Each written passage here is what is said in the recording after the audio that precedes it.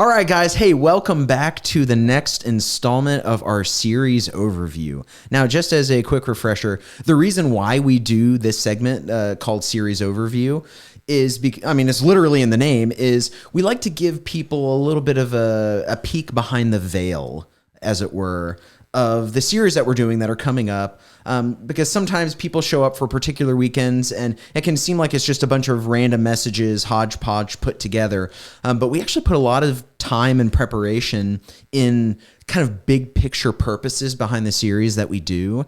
And sometimes people catch it, sometimes they don't, but even just being able to give a little bit of an overview of why we do the series that we do and kind of what it's about, the big picture, can help people kind of connect the dots and maybe understand some of the deeper connections from week to week of the series. And New Hope Underground is a perfect place for it because the whole podcast is about being behind the scenes. Yeah, literally the whole thing is about kind of going underground, checking out behind the scenes type stuff. So it just made sense for us to say, hey, maybe we talk a little bit deeper about the series in particular and kind of give an overview of where we're going. So we have a I got to be honest, I'm very excited about this series that is coming up. We're doing a series that's, I think it's a 5-week series coming up that's going to carry us into the end of the summer, into kind of the beginning of the school year. And then we've got a really cool, which I'm getting into the next series overview. We've got a really cool series we're doing in the fall.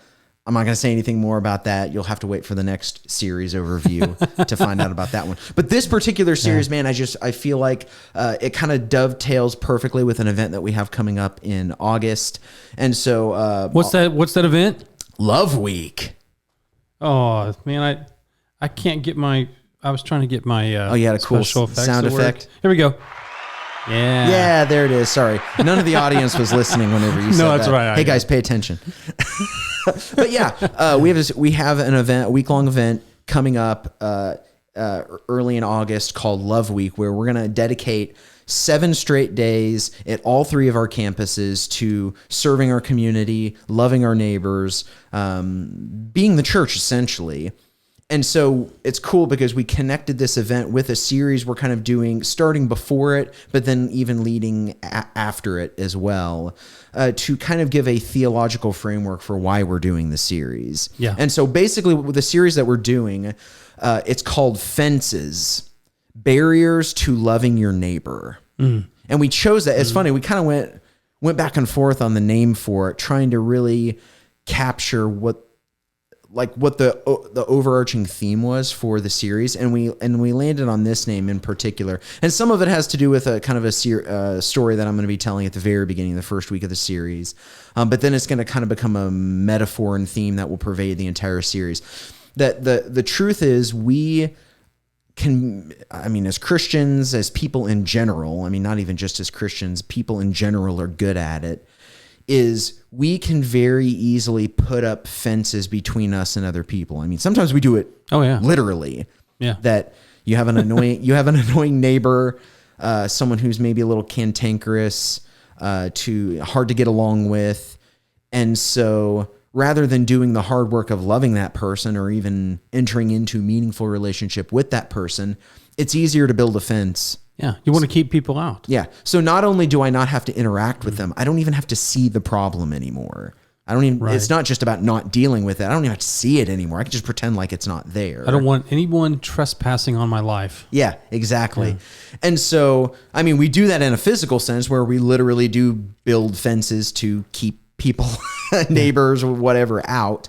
But there's a metaphorical sense. That the fence is a metaphor as well to excuses that we give often for why we don't want to interact with people in meaningful ways, especially loving them, which honestly usually requires something of us, and we're not willing to pay that price. Right. And so it's easier to put up a fence, and then, hey, I don't have to look at the problem, I don't have to think about it, I don't have to deal with it.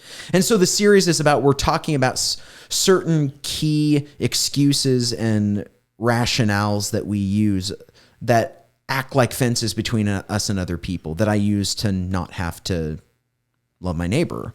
Right. Which is the chief thing that Jesus calls us to do. No, that's really good. And one thing I think is kind of important to note is about this time every year, we do what we call a community type of series. Yeah. Which I think if people have been coming for quite some time would recognize because we're always talking about, getting involved with relationships and community, and we mainly kind of push towards groups, the things that we do here at church. Because as we get into the fall and launching Right. out the next group session and things like that, usually we would do some sort of community series or things like that. But we decided to go with this series instead, and there are reasons why we did that. Yeah, I think so, because we want people. I don't know. It's been something that's been on our heart. We've talked how COVID's kind of turned things around and just led us to all sorts of conversations. Yeah. But I think that what's interesting is that community is not always this inward thing. It's not supposed to be an inward thing. And actually, it's amazing. Like you said earlier, kind of slip of the tongue, saying us as Christians, but not just Christians, but. It really is important to say, us as Christians, we tend to put those fences up around ourselves as a group, collectively. And that's what we're trying to get out of, like trying to give a bigger picture as to what community means. Yeah, because I think some of the problems that can come with pursuing community as an end in and of itself is we put fences around that community then. We create an us that often stands in opposition to them. Yeah. Whoever us versus them is. And we can put those Chris Farley quotes on there. I'm not sure exactly who that is. Yeah, we don't, I mean, whatever the reasons are, whether it's different belief system or it's politics or it's race or, I mean, there are a million different reasons that we create us versus them. But when we pursue community in and of itself as an end goal itself, one of the first things we'll do is we have to protect that community. And so we put up fences, which then means we begin to have less and less meaningful interaction with those who are not a part of quote unquote us. Note for the audio, I'm doing air quotes.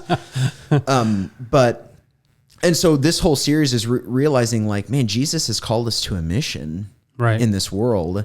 And when we pursue that mission, when we love our neighbor as ourselves, we love God by loving our neighbor as ourselves.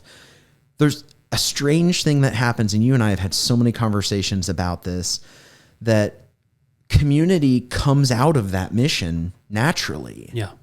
Yeah. That we don't have to pursue community as a goal in and of itself. We pursue the mission of God, and a community forms as we live on mission together. And so part of this series is like, what does it look like to live out the mission that Jesus has called us to do, to love him and to love our neighbor, as ourselves.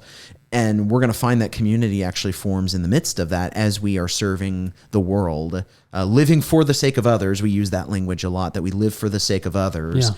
And you'll find that you're going to be standing shoulder to shoulder with other people who want to live for the sake of others. And it's like, oh my gosh, community just formed and I didn't even have to try to do it.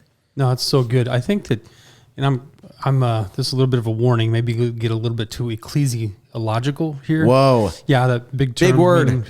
Learn it, use it, impress your friends. Church stuff.